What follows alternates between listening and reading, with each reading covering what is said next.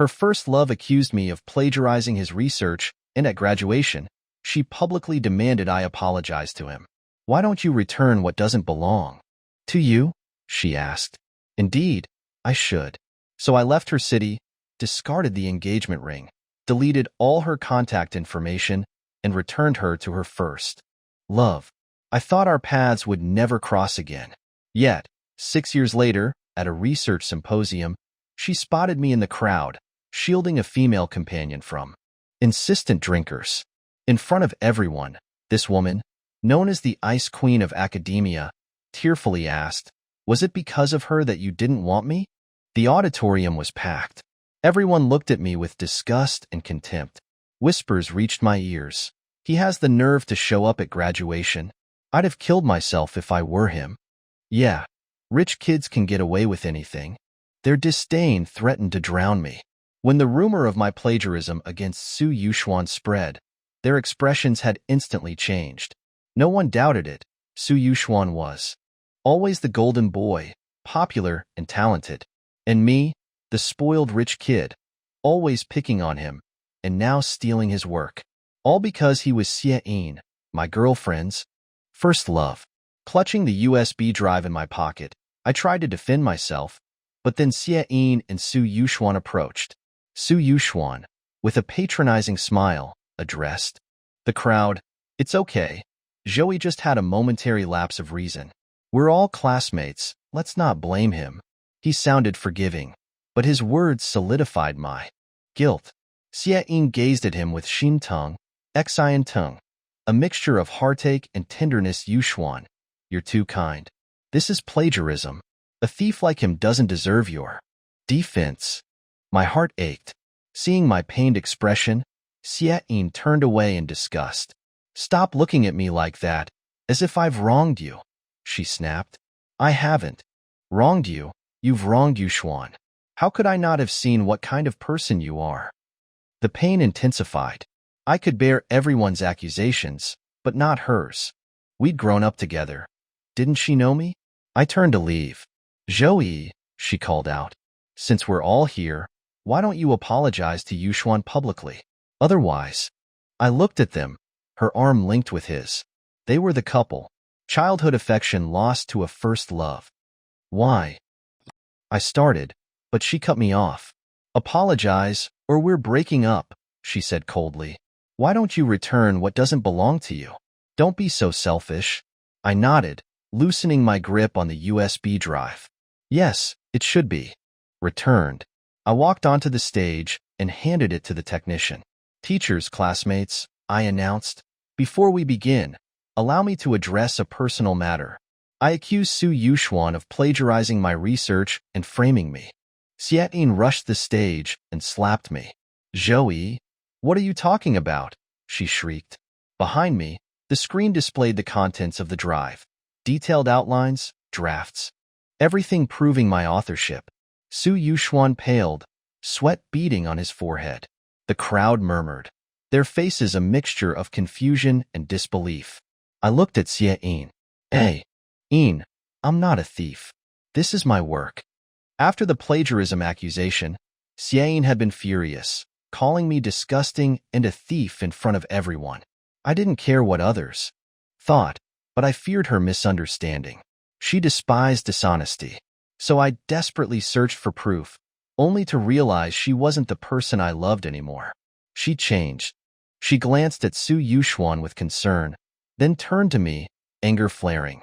"Joey, I never asked you to be as brilliant as Yuxuan, but I expected you to be honest. Who are you trying to fool with this evidence? I was there with Yuxuan throughout his research. I'm the proof." Her words echoed through the hall. I was speechless. Her parents were respected professors, she was brilliant herself, and she was my girlfriend. Her words carried more weight than any document. Su Yuxuan looked grateful, tears welling up. Xie took the microphone. "Joey is my boyfriend, but I won't cover for him." Applause erupted. I stood frozen, numb with despair. This was what it felt like to have one's heart turn to ash. She dragged me backstage, her face contorted with disgust. "Stop this nonsense." I remained silent. Yuxuan even defended you. How could you do this to him? I wrenched my hand free, the pain in my chest suffocating. Xiayin, we've known each other for over 20 years. Don't you know? Me? I didn't do it. Why are you lying for him? Why don't you believe me? She stared at me with disappointment. Zhou, stop pretending. I know how brilliant Yuxuan is. Why would he steal your work? He didn't want to make a big deal out of it for my sake, but you wouldn't let it go. I laughed, a hollow, despairing sound. Ever since she'd gotten back together with Su Yuxuan, she'd always sided with him. Even after they broke up and we started dating, it was the same. Xiayin, I asked, wiping away tears, if you hate me so much, why are you with me? I'd wanted to ask that for so long. When had her gaze turned so cold, I tried to be even better, hoping for a sliver of warmth. For a year, I'd endured her throwing away my cooking, her dinners with Su Yuxuan, leaving me with a high fever to travel with him. I'd swallowed my pride time and time again, but now I couldn't take it anymore. Su Yuxuan appeared, his eyes softening as he looked at Xiayin. Seeing that tenderness, I finally admitted the truth. She'd never loved me. I chuckled bitterly. The school leaders are here, Su Yuxuan murmured to her. Let's talk later. I don't want you arguing with Zhou. I'd rather suffer the injustice than see you upset. Xiayin's eyes reddened. I turned and walked away. If it weren't for you, she called after me, I wouldn't have broken up with Yuxuan. You used my parents to force me to be with you. I wanted to ask what she meant, but the ceremony was starting. I returned to my seat. They followed, sitting together like a couple. He whispered something, and she blushed. Even though my heart was dead, it still twinged with pain. I looked away, afraid I'd break down. The whispers continued. The school leader finished his speech and smiled at me. Now, let me invite our outstanding graduating student representative, Zhou Yi, to give his farewell address. Silence fell. I looked at Xiayin. She was gazing at Su Yuxuan, who was rubbing his eyes. Zhou Yi, the leader repeated. I stood, about to walk on stage. How can someone with such low character be a representative? Xiayin's voice rang out. Isn't that unfair to us? I looked at them, their expressions mirroring hers. The leader looked puzzled. We've observed Zhou for 4 years. His research has been significant.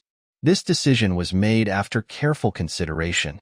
He plagiarized Yuxuan. Xiayin's voice rose. Don't favor him just because his family donated buildings. You're discouraging other students. The school shouldn't promote someone so deceitful. My heart turned to ice. What do you want the school to do? I asked coldly. She hesitated. Then, looking at Su Yuxuan, her gaze hardened. He should be expelled. The students roared their approval. A smile played on Xiayin's lips. You're his uncle, she told the leader. Don't abuse your power to protect him. I couldn't fathom Su Yuxuan's hold on her, how he'd made her abandon her principles. But I knew if I let her continue, I'd be expelled, and my uncle, the school leader, would be punished. I strode onto the stage. Xiayin, you've gone too far. Her face drained of color as I handed something to the technician. The screen displayed security footage. Xiayin and Su Yuxuan sneaking into my apartment, rummaging through my study, then embracing. Yuxuan, let's not do this, Xiayin's voice echoed through the hall. I'll give you my paper. This is Zhou Yi's work. Ain, Su Yuxuan replied. This is what he owes us. This is how I'll earn your parents' approval. Uproar filled the auditorium. I don't remember how that day ended, only their pale faces as they hurried out. Back at my apartment, Xiayin was waiting.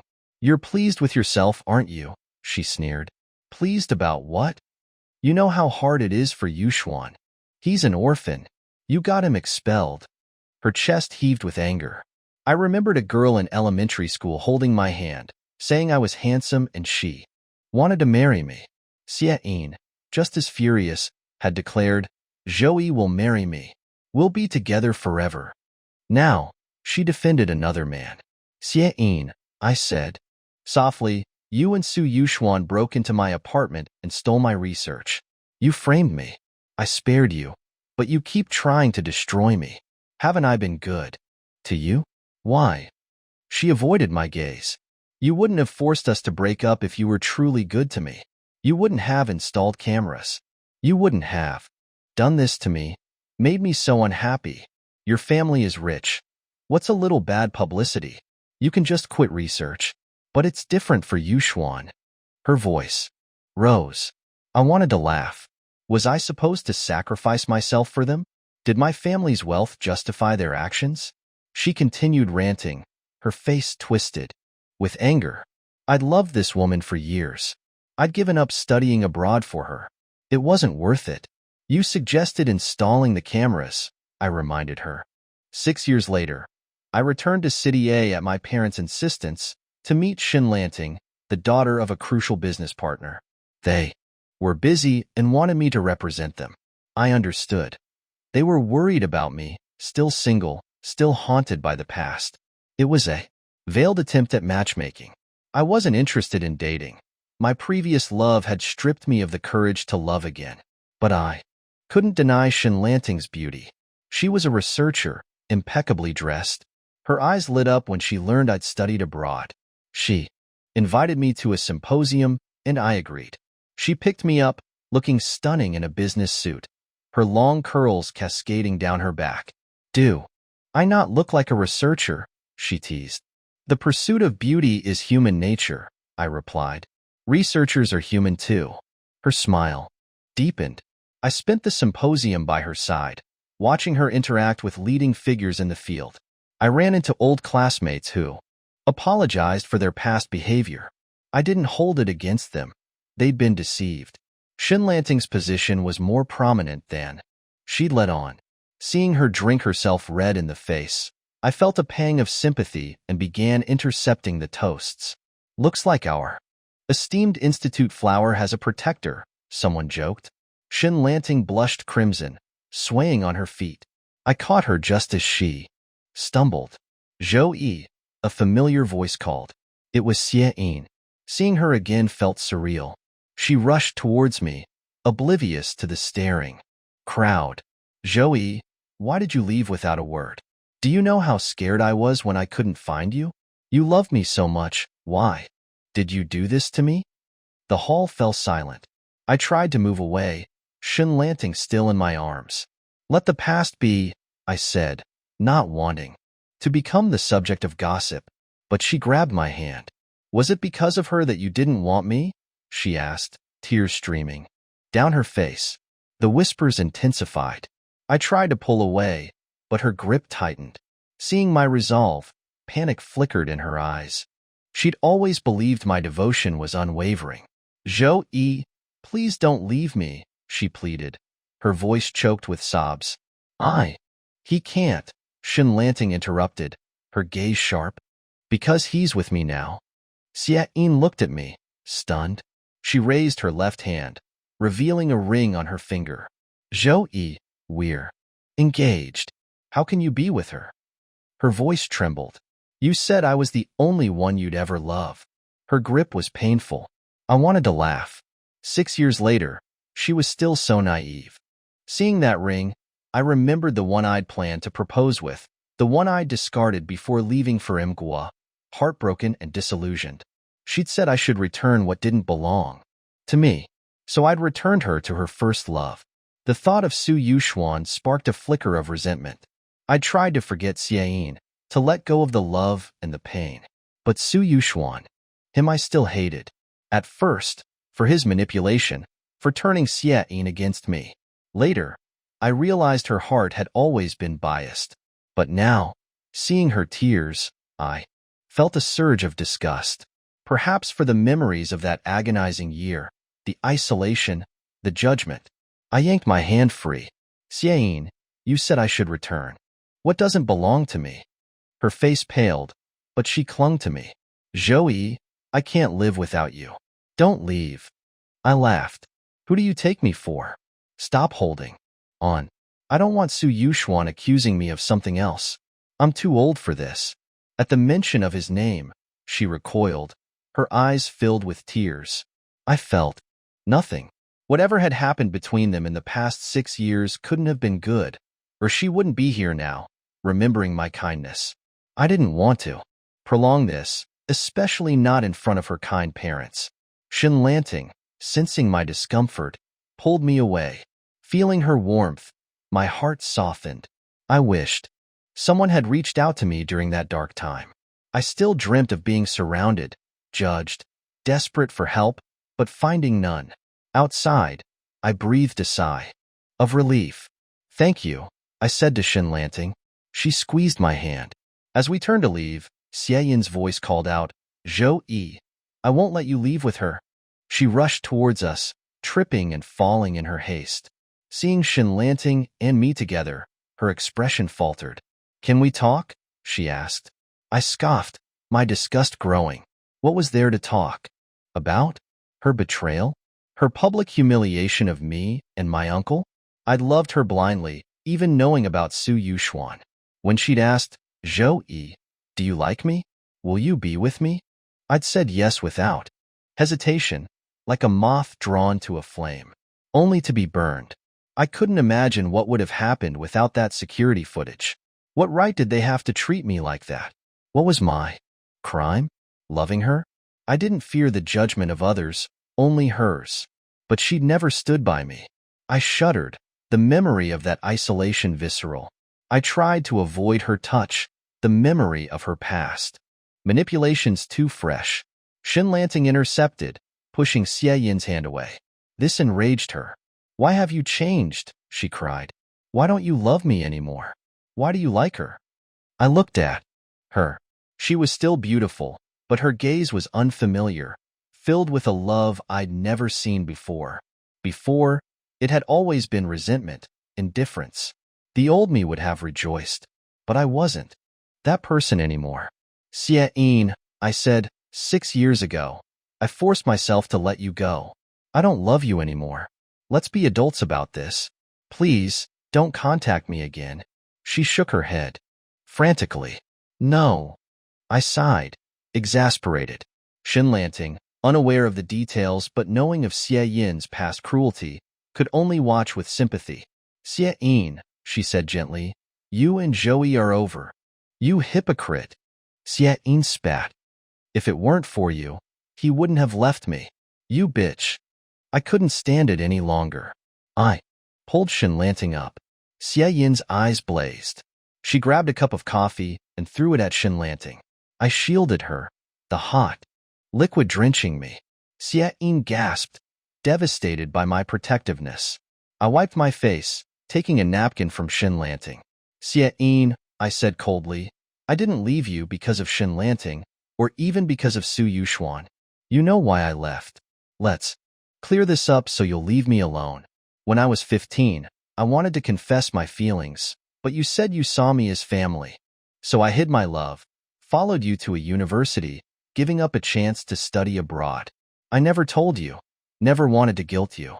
I watched you with Su Yuxuan, watched you pull away because of his lies, and I said nothing. When you broke up with him and asked me to be with you, I knew you hadn't moved on, but I agreed. When he framed me, you didn't believe me. And the truth was, you helped him steal my work."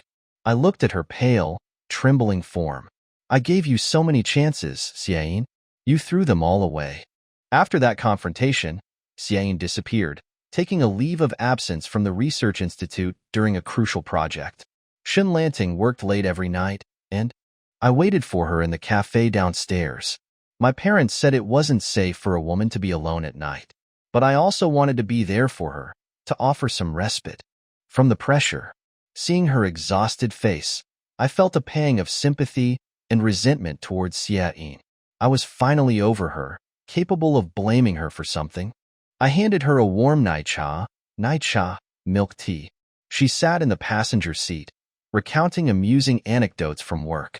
Suddenly, her eyes lit up. I completely forgot about our resident research genius. I'm so frazzled. "Joey, please, can you help us?" she pleaded, clasping her hands together. I chuckled and nodded. I'd wanted to help, but my time abroad and the circumstances had made it difficult. She excitedly called the director, who readily agreed. With my involvement, the project progressed rapidly. Shin Lanting no longer worked until midnight and had time to take care of herself again. The other researchers were impressed, and the director even hinted at a position for me. I hesitated. Sidier held too many painful memories. Let me think about it, I said. He understood and gave me a generous red envelope. I next heard about Xie from her parents. They knew about the plagiarism incident and my subsequent departure. They felt guilty but hadn't dared to contact me. They'd been relieved to hear I was doing well. I'd wanted to tell them it wasn't their fault, but my emotional state had prevented me from reaching out.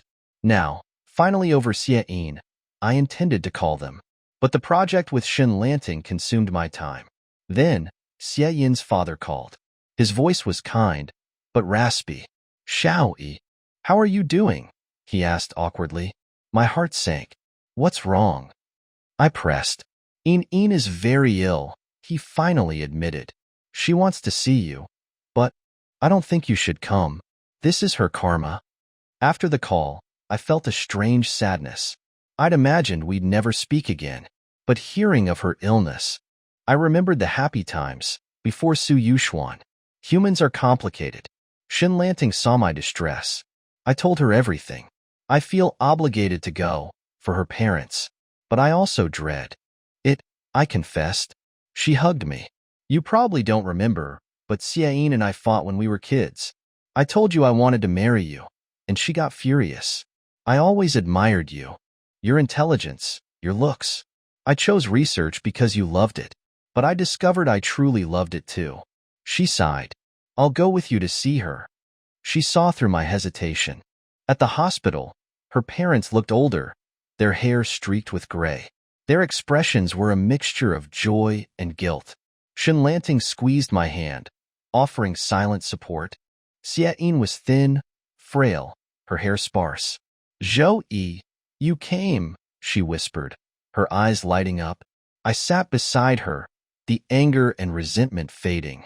Don't be sad, she said weakly. It's just life. She gazed at me, as if memorizing my face.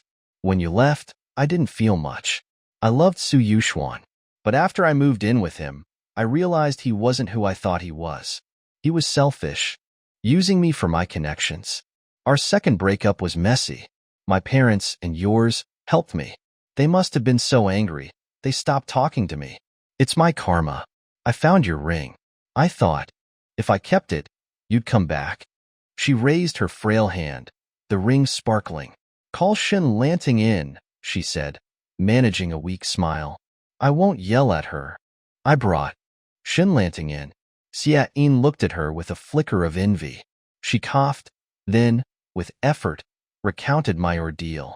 Seeing Shin Lanting's sympathy, she smiled. This ring, let it stay with me, she said. It's from the Zhou who loved me.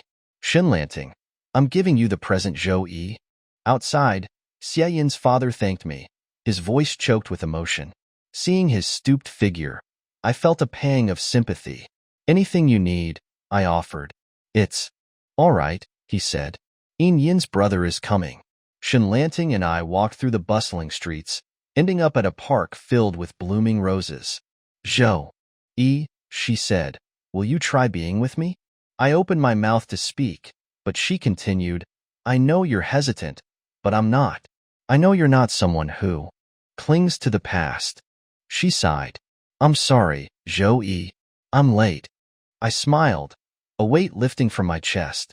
I took her hand. Not late, I said. Just in time.